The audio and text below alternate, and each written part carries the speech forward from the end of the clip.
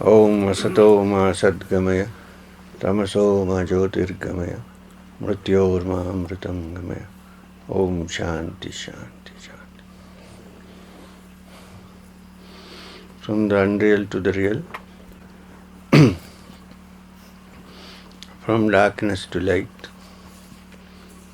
from death to immortality. That's the movement. So first we have to examine from unreal to the real. Very stupid statement to make when we think this is real, this is real, this is real, this is real. So how is it unreal then? So where are we going? Asat means that which is not real. Correct? Sat means that which is real. So when we start a prayer which says, not a prayer, it actually means, may I move from the unreal to the real. It need not be addressed to somebody. Whom will we address it to? We are addressing it to ourselves, to the mind, saying, may I move from the unreal to the real. From darkness to light. Now then, there is light here, so where is the darkness? Where are we moving from darkness to light? We are not, that's not a statement made at night, made during the day. Mrityorma Amritam Gamaya, lead me from death to immortality, but we can't escape death. So why are we making meaningless statements? This is the question. Or is there some meaning behind? So if we start with the first one, from the unreal to the real, it means in the ultimate essence, what we think is real is unreal. Therefore we are saying, can we move from that to the real? Now for that, you don't have to change your clothes. You don't have to shave your head. You don't have to have rosaries and keep on doing. You don't need to do any of these things. You need to first understand the fact that even though we think we are in reality, we are living in a not so real reality. Let's put it that way. And as far as the real is concerned, we have absolutely no idea what it is. Therefore, only when we understand which is what is unreal, which is what we think is real now, then probably we get an idea of what is real. I don't know if am I at least statements are clear, or I know it's actually not clear, but statement is okay. So at least that much is understood. Okay. So why have the great teachers said, the rishis have said, why has the Shruti said that this world which we consider to be real, and still say, take me from unreal to the real. So why is it called unreal? What is the reason?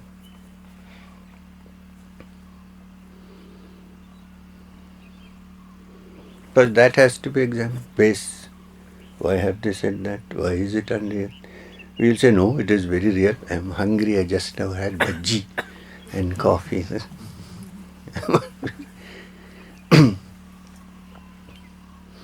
Somebody slapped me. It is very real. But then why unreal? Now this is because we are now only intellectually analyzing it. There are two parts to this. One is intellectual understanding. The other is anubhava, which is experience. We are now moving from intellectual understanding to anubhava. Some people first get the anubhava and then get to the logical conclusion. Two ways. The seeker goes from blueprint, logical understanding, towards anubhava, experience. Some have had the experience and realize that it is so, and then try to tell it to others. So there are two ways of looking at it. Both are legitimate, both are okay, whichever way you adopt. But the where one you have experience and then find out the logical connection is rare, it's not common. While this is not so rare, it is possible to understand. So let's come to that.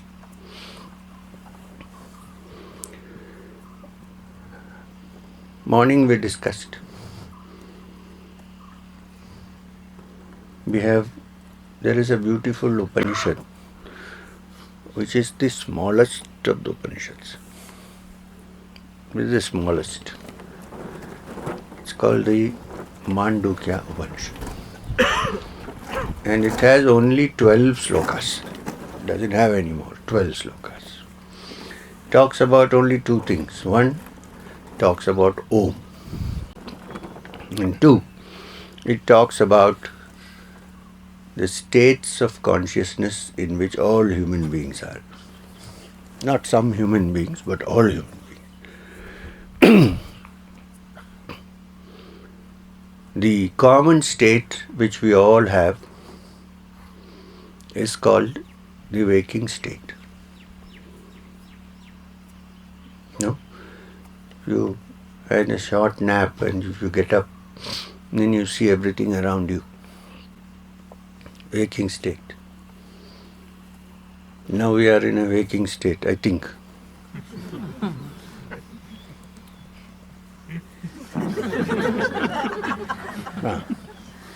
We are in a waking state. It's confirmed. And in this waking state, we think that this world is what there is and there is nothing more than this. That is our waking state. Then there's another common state which we all have. Dream state. That also we have.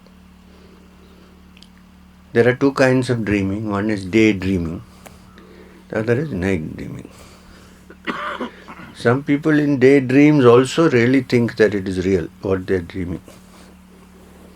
The case of a person who kept on daydreaming that he has horns like a cow, like actually in the story like a deer. And then when he got up and wanted to go through a door, he said, I can't enter. He said, why? Because my horns will hit the door. Daydreaming. Some people daydream, and out of the dream they build up the illusion that they are great people. So if you ask them to sit, they will look around, where is the sofa? Okay. If they sit in the back seat of the car, they'll always keep one hand like this. So much so that the practice becomes so this thing that when they walk also sometimes one hand is like this. This is also a kind of dream. It's not a reality, but it looks like very real. Daydreaming. Then there is night dreaming. As we discussed in the morning, things are so real in the dream that while we are dreaming, we refuse to accept that they are a dream. If we knew when you are dreaming that it is a dream, who will dream then? While dreaming, we think it is so very real. No? So much so that when you wake up, suppose in the dream a tiger is chasing you. One tiger is chasing you and you are running. Your heart is beating, you are sweating, you don't know what is going to happen. And you wake up. The feeling is so real that even after you wake up, your heart is thumping and you are sweating, you are looking around to see if it is there. It was so real. But now, in what we call waking state, Jagrat, we think it is a dream. Then there is something called deep sleep, where there is no dream. This deep sleep is a very peculiar thing, because you are neither aware of yourself nor aware of the outside world, nor are we aware of both together, nor are we dreaming, but we are alive. It's a peculiar state. And the reason why we rest when we are in deep sleep is because for some time we have forgotten who we are or what we are. And everybody goes to sleep in the same way, and everybody wakes up. I sitting here and you sitting there. Mr. Trump, Mr. Obama, everybody goes to sleep when they're asleep. Nothing is there. Same. Equal. Sleep equalizes everything. You may be the worst dacoit or a thief or a tyrant, but when you go to sleep, you are the same as that poor fellow who's a nice man. Both are same. In deep sleep, we don't even realize that we exist, which is why we are relaxed. The moment I am aware of my existence, tension begins. Plus, also I am not aware in deep sleep that I am so and so. If I am so and so, then we'll have to invite you to come and eat with me on the table and so on. I don't realize. Because I am deeply, if you don't call, I don't know what they'll think. People get hurt. So, when you are deeply asleep, who knows who we are, what we are? We don't know anything. So we are completely relaxed. So if there is any way to relax completely while awake, forget who you are. Like any other animal. Look at the goat, it gets tired, anyway it will roll up and sleep. We are also like that, but we won't do it. Because we have been artificially trained to think, no, we cannot, we are like this. So, and when you are finally deep asleep, what happens? In deep sleep, there is no awareness, but there is peace, because nothing we are aware of, outside or inside. Then, are we dead? No, we are not dead, because we wake up again. It's like a small death, except that in death you don't wake up. Here you wake up.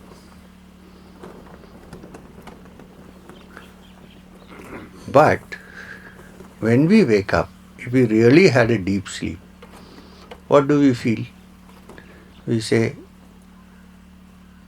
I had a very blissful sleep.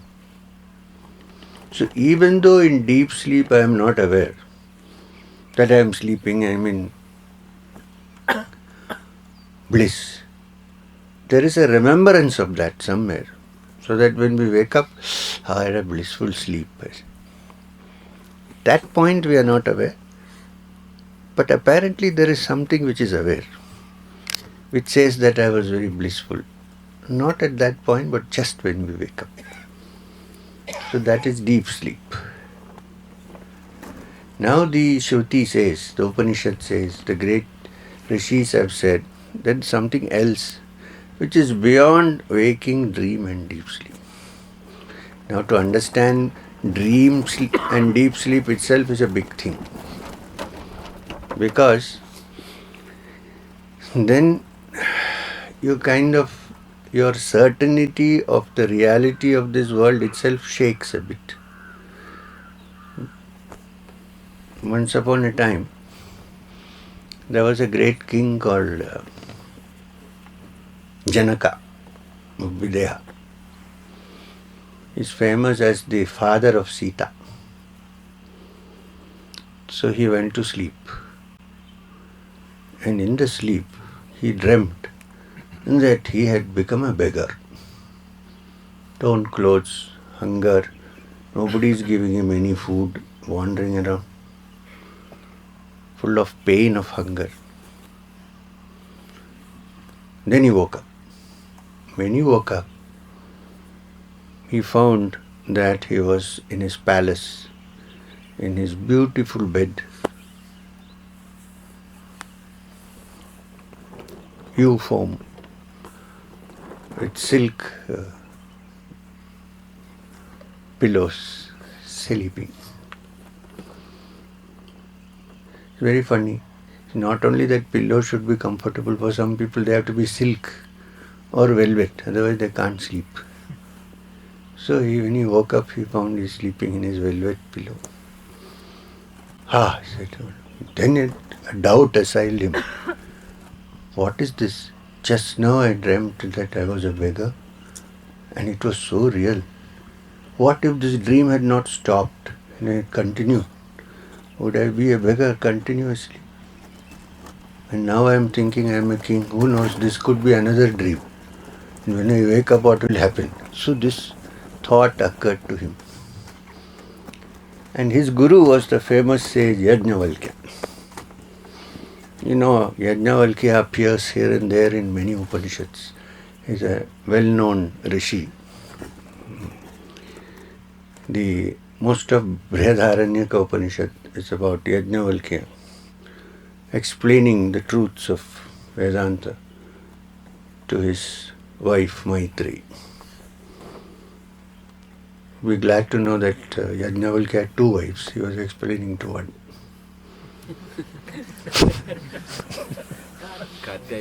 Yeah.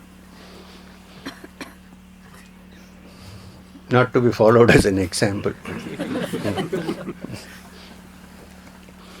So anyway, when Yajnavalkya came, Janaka went to him and said, "Sir, I have an important question for you." He said, "What?" "See, I had a dream in which I thought that I was a beggar and I was hungry, and now I am thinking I am a king. You please explain to me which is the real one. What if the dream hadn't stopped? And what if I wake up from this? Because at that time it was so real to me. Now also it is very real. Who knows, when I wake up, you, bedroom king, everything would be gone. And there will be nothing left, including you. Please explain to me." So Yajnavalkya explains to Janaka, "Look, my dear Maharaj, all the states that you encounter in this world, inner or outer, are all actually unreal. Why? Because they are temporarily real and not real afterwards. They are relative. And nothing that is relative is absolute. They are all relative. We experience it every day in our lives. It is here today and it is gone tomorrow. Everything is like that. But there is a witness which is experiencing all this. It is like a link which connects everything. While you are dreaming also, somebody is watching. While you are awake, somebody is watching. Isn't somebody watching? Somebody is watching and saying, "Why am I sitting here? I thought I am going to get some magic powers. What is this fellow talking?"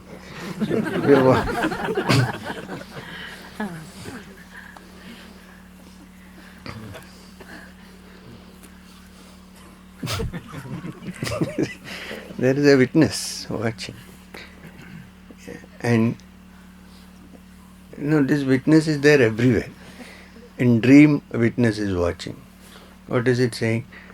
I am dreaming. Depends on the dream. So beautiful. So nice. Oh, terrifying. Then, in waking state, there is a witness watching. Then, in deep sleep, we think nobody is watching, but somebody was watching. Otherwise, when you wake up, you can't say, "Oh, this was a beautiful sleep." Somebody is watching. So that watcher, the witness, is a reality. The states which go before like a cinema are unreal. because they are relatively real, not absolutely real, therefore unreal. So the witness is real. Now when you find only the witness operating, not connected in any way with what is going around, then the witness has been found through experience to be all pervasive. It's not subject to just one small point called flower mother or me or anybody. It's the English translation of Puvamma, flower mother.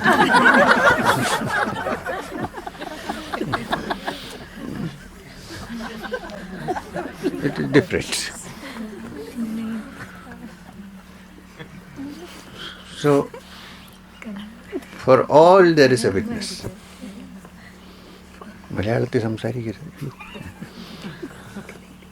So, this witness is what is called Turiya.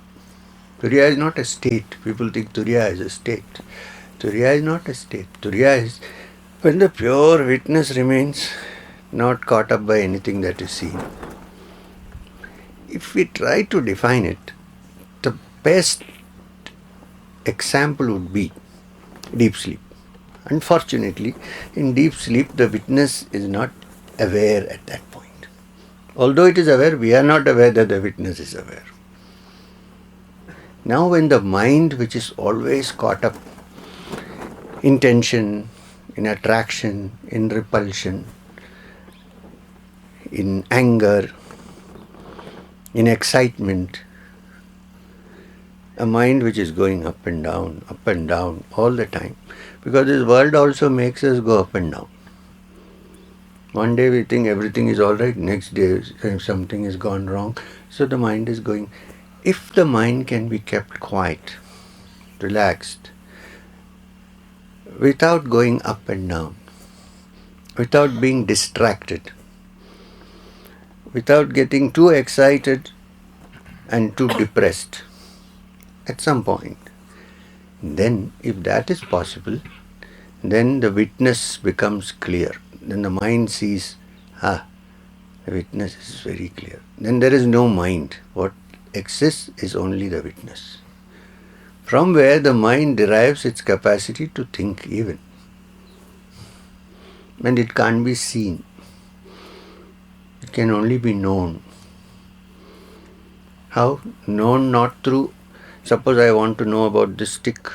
If it is hard, or I have to experience it with my hand.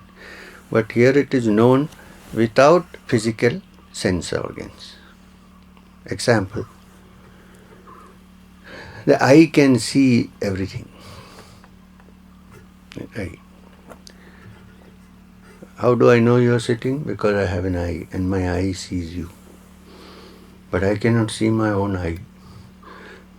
I can see in the mirror, but that is a mirror image of my eye. I can't turn around and see my own eye. Because I can't see my eye, I can't say the eye does not exist. Because it is because I exist that I see you.